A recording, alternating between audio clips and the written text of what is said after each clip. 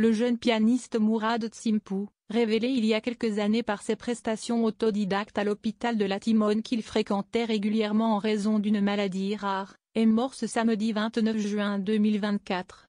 Il avait 19 ans. Prodige du piano, autodidacte, il avait à seulement 19 ans collaboré avec de nombreuses personnalités de la musique.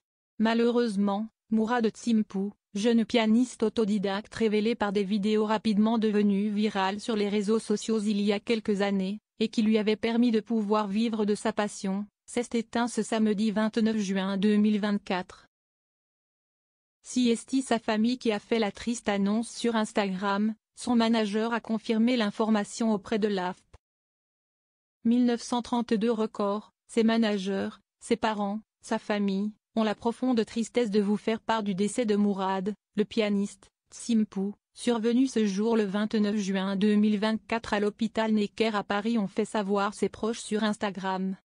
Ces derniers ont également indiqué qu'une cagnotte participative allait être ouverte dans les prochaines heures, afin d'aider les parents de Mourad à affronter cet événement indicible.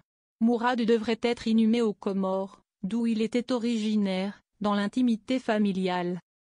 Selon les premiers éléments recueillis par divers médias comme BFM TV, Mourad Tsimpou souffrait depuis son enfance d'une maladie rare et orpheline du foie.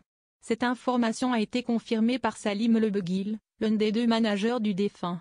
Parmi les maladies hépatiques orphelines et rares, on peut citer la porphyrie hépatique aiguë, le syndrome d'Alagille, la maladie de Wilson ou encore d'une hémochromatose.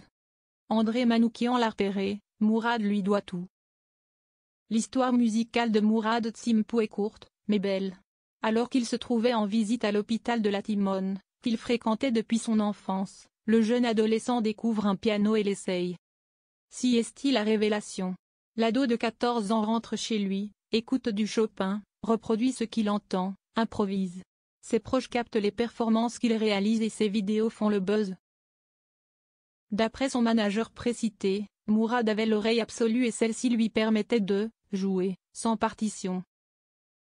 Aussitôt repéré par l'ex-juré de la nouvelle star André Manoukian et par la maire adjointe de Marseille Samia Ghali, ces deux derniers s'associent et lui offrent un piano. Le label Universal Music France le repère à son tour et lui signe un contrat. Il sort son premier album, baptisé Prémices, en 2019, à seulement 14 ans. Il tourne un clip au stade Vélodrome et joue également aux abords des entrées de ce dernier. La triste coïncidence du top 14. En 2021, le Stade de France l'invite à l'occasion de la finale du top 14 pour jouer la Marseillaise en ouverture du match. Triste coïncidence, son décès survient quelques heures après la victoire du Stade toulousain à la finale du top 14, retransmise ce vendredi soir sur France 2. Il avait sorti un second album, Petit Frère, dans lequel il s'essayait au rap. Un troisième était en préparation depuis plusieurs mois. Au cours de sa courte carrière professionnelle, Mourad était parvenu à signer de belles collaborations. Après avoir joué avec André Manoukian, il avait tapé dans l'œil du Marseillais soprano qui avait fait appel à lui pour son titre Fragile.